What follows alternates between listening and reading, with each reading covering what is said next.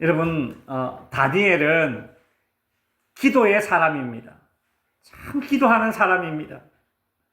우리가 앞선 다니엘서 6장에서 다니엘이 사자굴에 던져질 줄 알면서도 하루에 3번 예루살렘을 향해서, 그 성전을 향해서 기도했던 것을 보았습니다. 그러다가 어떻게 되었습니까? 결국 사자굴에 던져졌습니다. 여러분, 다니엘은 사자굴에 던져질 줄 알면서도 기도했는데, 그때 다니엘의 그 기도하는 심정은 어떤 심정이었을까요? 그리고 내가 기도하면 사자굴에 던져질 걸 알면서도 기도했을 때에 그때 다니엘의 기도는 어떤 내용의 기도였을까요? 우리가 오늘 이제 다니엘서 9장을 이제 통독하게 될 텐데, 이 다니엘서 9장을 읽으면 다니엘이 사자굴에 던져지기 전에 어떤 심정으로 기도했는지, 또 어떤 내용으로 기도했는지를 우리는 짐작할 수 있습니다. 다니엘서 9장이 바로 다니엘의 기도가 나오는 그런 부분입니다. 오늘 본문 다니엘서 9장 1절에 보면 메대 족속 아하수에로의 아들 다리오가 갈대아 나라 왕으로 세움을 받던 첫 해에 일어난 일입니다. 다니엘서 9장은 배경이 어떤 배경입니까? 다리오가 왕으로 있을 때의 배경입니다. 여러분, 다리오 왕이 어떤 왕입니까? 우리가 앞에서 다니엘서 6장에서 봤다시피 이 다니엘을 사자굴에 던졌던 왕이 바로 이 다리오 왕입니다. 똑같은 왕이에요. 이 다리오 왕. 이 다리오 왕이 통치하던 그 시기에 다니엘이 예레미야서라는 성경을 이렇게 읽다가 엄청난 사실을 하나 깨닫게 됩니다.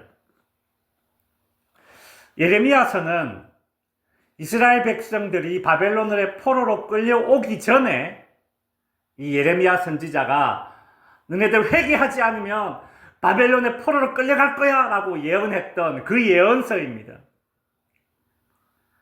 그 예언서를, 지금 예레미야서를 이 다니엘이 읽습니다.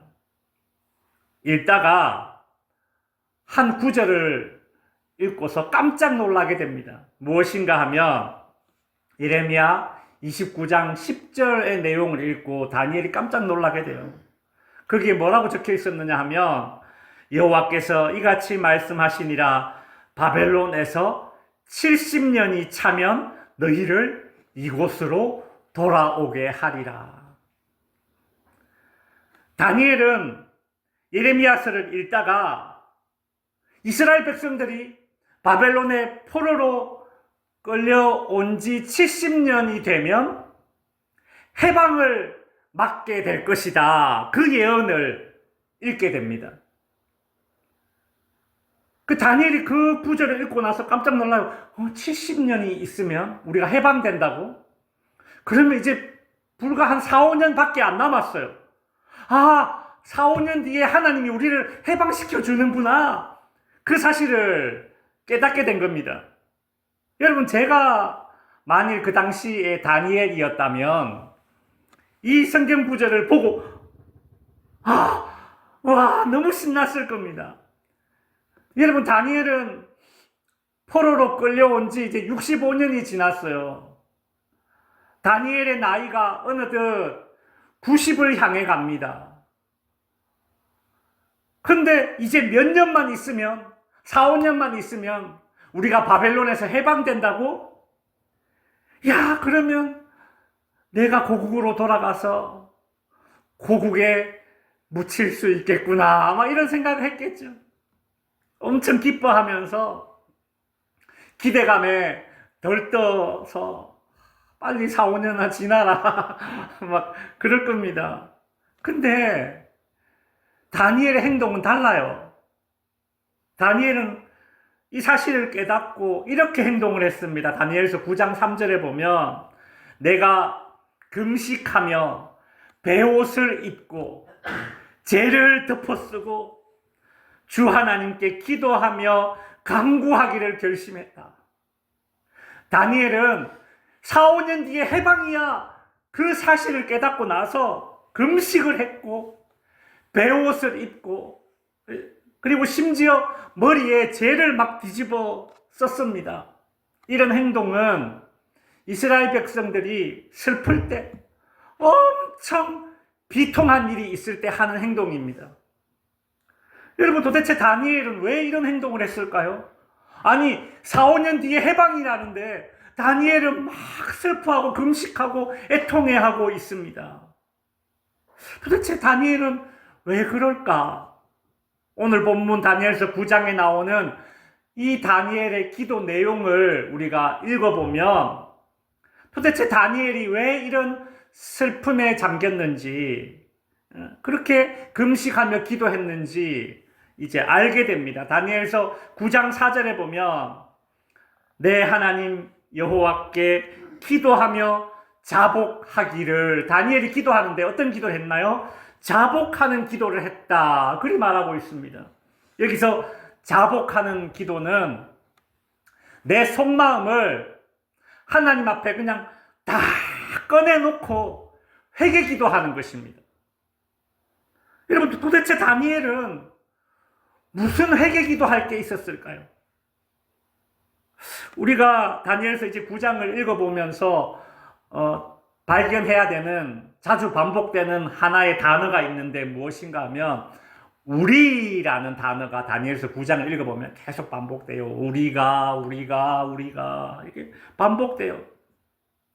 다니엘은 우리의 죄를 용서해 달라고, 이스라엘 민족의 죄를 용서해 달라고 하나님 앞에 기도했던 것입니다.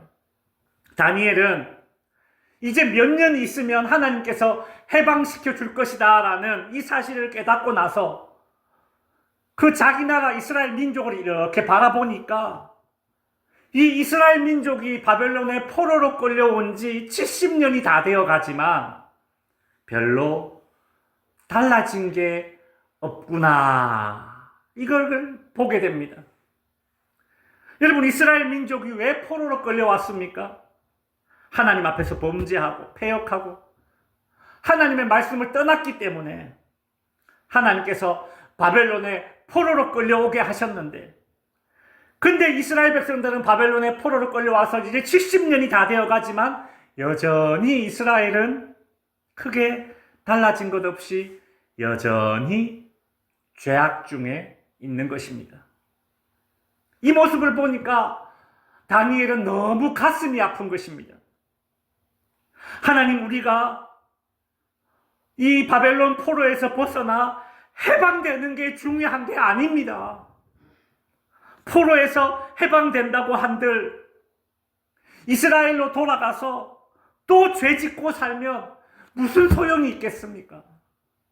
그러니 하나님, 우리를 긍휼히 여겨 주십시오. 그래서 다니엘은 우리의 죄를 용서해 달라고 나라와 민족을 위해 회개 기도를 했던 것이죠. 바로 그때 하나님께서 다니엘이 간절하게 나라와 민족을 위해 기도할 때 그 회개 기도를 들으시고 하나님께서 가브리엘 천사를 다니엘에게 보냅니다. 다니엘은 이제 이 가브리엘 천사를 만나서 어떤 환상 가운데 두 가지 어떤 큰 예언을 듣게 됩니다. 첫 번째 예언은 무엇인가 하면 앞으로 1흔 1해가 지나면, 1흔 1해라는 것은 1흔이 70이잖아요. 1해는 7입니다. 70 곱하기 7은 뭐예요? 490이 돼요. 그러니까 앞으로 1흔 1해가 지나면, 즉 490년이 지나면 이스라엘의 메시아, 즉 예수님이 탄생하실 것이고 예수님이 이 땅에 오셔서 인간들의 죄 문제를 해결하게 될 것이다 라는 그 예언을 다니엘이 듣게 됩니다. 그게 다니엘서 이제 9장 24절의 내용이에요. 다니엘서 9장 24절에 보면 내 백성과 내 거룩한 성을 위하여 이른 이래를 기한으로 정하였다. 여기서 이른 이래가 490년입니다. 490년이 지나면 그때 어떤 일이 일어나느냐? 허물이 그치며 죄가 끝나며 죄악이 용서되며 영원한 의가 드러나며 환상과 예언이 응하며 구약의 메시아 탄생 예언이 이루어진다라는 거죠. 그리고 여섯 번째, 또 지극히 거룩하신 이가 기름 부음을 받으리라. 여기서 기름 부음 받는다라는 것은 크리스투스, 그러니까 그리스도, 예수님이 이 땅에 오실 것이다라는 그 예언이 다니엘에게 이제 주어지는 것입니다. 이 예언 외에 다니엘서 9장에는 또 다른 예언이 나옵니다. 무엇인가 하면 이제 490년까지 그렇게 멀리 바라보진 않고요. 이제 이스라엘 백성들이 바벨론에서 포로에서 벗어나면 고국으로 돌아가서 다 무너진 성전도 다시 짓게 될 것이다. 성벽도 다시 짓게 될 것이다. 이런 예언을 주세요. 그런데 얼마 지나지 않아서 독수리 깃발을 이렇게 그려진 그 독수리 그림이 그려진 그 깃발을 앞세운 로마군이 쳐들어와서 예루살렘 성전과 성벽을 다 헐어버릴 것이다라는 또 이런 예언도 주십니다. 여러분 그림 하나 보시면 이게 로마군이 들고 다니던 깃발입니다. 로마군이 들고 다니던 깃발이 위에 뭐가 있어요? 맨 위에? 독수리가 있어요. 독수리. 이게 로마군을 상징하는 거거든요. 이 로마군이 이 깃발을 앞세우고 예루살렘을 점령하고 어떻게 합니까? 예루살렘 성전, 성벽 다 무너뜨려 버리거든요. 이 예언을 다니엘에게 지금 미리 알려주시는 거예요. 그게 다니엘서 9장 27절에 보면 또 포악하여 가증한 것이 날개를 의지하여 설 것이며 또 이미 정한 종말까지 진노가 황폐하게 하는 자에게 쏟아지리라. 이런 예언들이 이제 다니엘에게 주어지면서 다니엘서 9장은 이제 끝이 납니다. 자, 우리 이제 다니엘서 9장을 한번 읽어. 제 9장.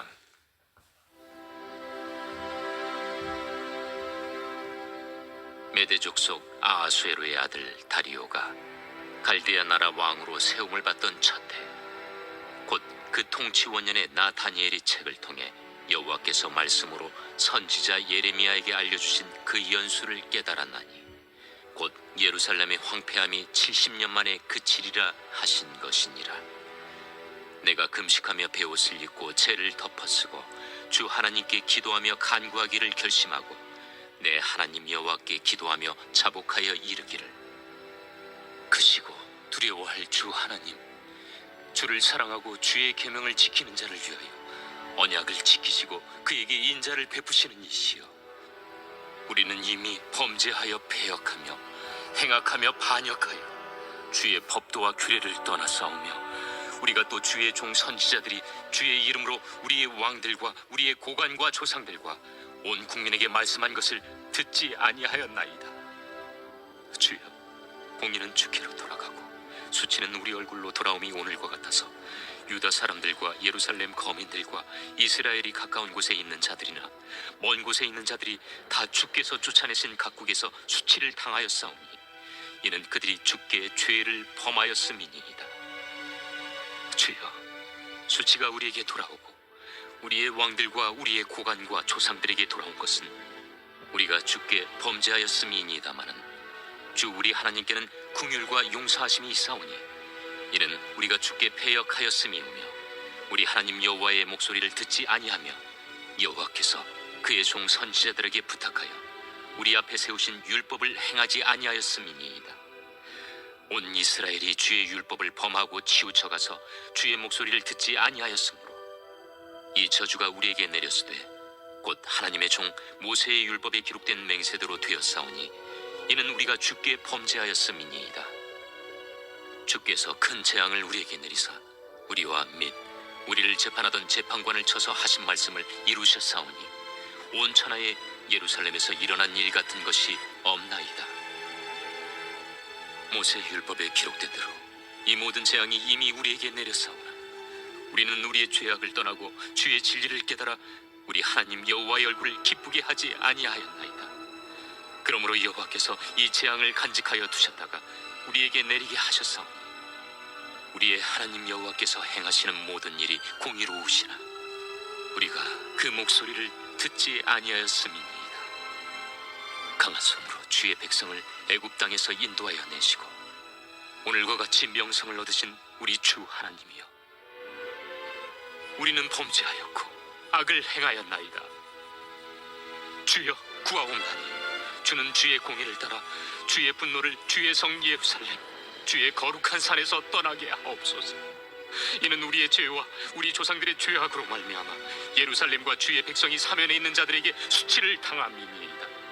그러온즉 우리 하나님이여, 지금 주의 종의 기도와 간구를 들으시고 주를 위하여 주의 얼굴빛을 주의 황폐한 성소에 비추시옵소서.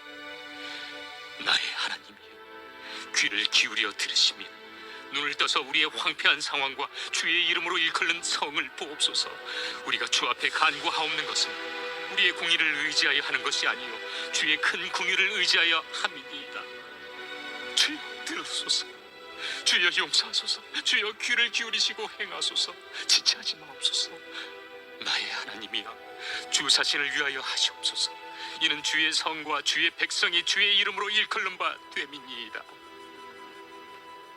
내가 이같이 말하여 기도하며 내 죄와 내 백성 이스라엘의 죄를 자복하고 내 하나님의 거룩한 산을 위하여 내 하나님 여호와 앞에 간구할 때, 곧 내가 기도할 때 이전에 환상 중에 본 그 사람 가브리엘이 빨리 날아서 저녁 제사를 드릴 때쯤에 내게 이르더니 내게 가르치며 내게 말하여 이르되, 다니엘아, 내가 이제 내게 지혜와 총명을 주려고 왔느니라. 곧 내가 기도를 시작할 즈음에 명령이 내렸으므로 이제 내게 알리러 왔느니라. 너는 크게 은총을 입은 자라. 그런즉 너는 이 일을 생각하고 그 환상을 깨달을지니라. 내 백성과 내 거룩한 성을 위하여 이른 이래를 기한으로 정하였나니 허물이 그치며 죄가 끝나며 죄악이 용서되며 영원한 의가 드러나며 환상과 예언이 응하며 또 지극히 거룩한 이가 기름 부음을 받으리라. 그러므로 너는 깨달아 알지니라. 예루살렘을 중건하라는 영이 날 때부터 기름 부음을 받은 자 곧 왕이 일어나기까지 7이레와 62이레가 지날 것이요, 그 곤란한 동안에 성이 중건되어 광장과 거리가 세워질 것이며 62이레 후에 기름 부음을 받은 자가 끊어져 없어질 것이며, 장차 한 왕의 백성이 와서 그 성과 성소를 무너뜨리려니와 그의 마지막은 홍수의 휩쓸림 같을 것이며 또 끝까지 전쟁이 있으리니 황폐할 것이 작정되었느니라. 그가 장차 많은 사람들과 더불어 한 이레 동안의 언약을 굳게 맺고 그가 그 이레의 절반에 제사와 예물을 금지할 것이며 또 포악하여 가증한 것이 날개를 의지하여 설 것이며 또 이미 정한 종말까지 진노가 황폐하게 하는 자에게 쏟아지리라 하였느니라.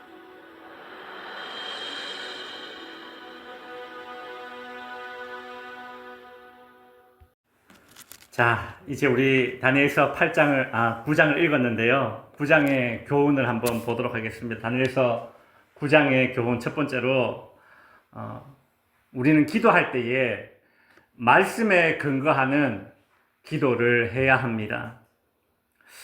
보통 기도에 우리는 우리의 바램 혹은 염원을 담는 그런 기도를 많이 합니다. 하나님 이거 해주세요, 그냥 그런 기도예요. 근데 이런 바램의 어떤 기도만 하게 되면, 바램을 담은 그런 기도만 하게 되면 내가 아쉬운 것이 있을 때만 기도하게 됩니다. 또 아쉬운 것이 없을 때는 기도를 안 하게 됩니다. 기도하면 사자굴에 던질 거야?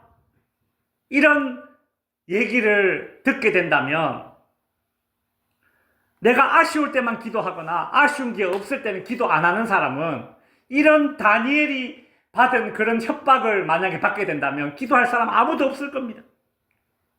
다니엘은 사자굴에 던져질 줄 알면서도 그 다리오 왕 때의 말이죠. 던져질 줄 알면서도 기도했는데 그 믿음의 힘이 어디에서 나왔는가?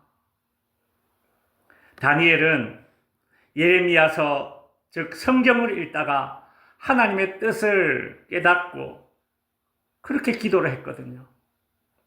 그러니 사자굴의 위협이 있지만 다니엘은 기도할 수 있었던 것입니다.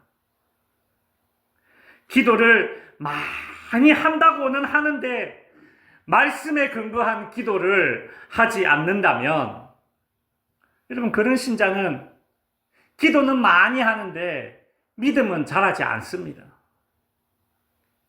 우리 득지교회 성도님들은 다니엘처럼 말씀에 근거한 기도를 할 수 있는 믿음의 기도를 할 수 있는 그런 성도님들이 될 수 있기를 바랍니다. 그러니 말씀을 읽고 말씀을 들었으면 그것을 생각하면서 그렇게 기도를 하십시오.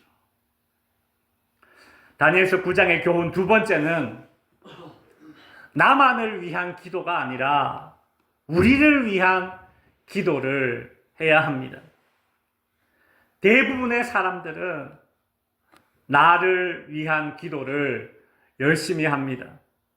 나를 중심에 놓고 나와 관련된 기도를 합니다. 나에게서 점점 멀어지면 멀어질수록 기도를 하지 않게 됩니다. 근데 오늘 본문 다니엘서 9장에 나오는 이 다니엘의 기도를 보면 여러분 우리가 읽어봤죠? 온통 우리 수십 번 나왔죠. 그죠?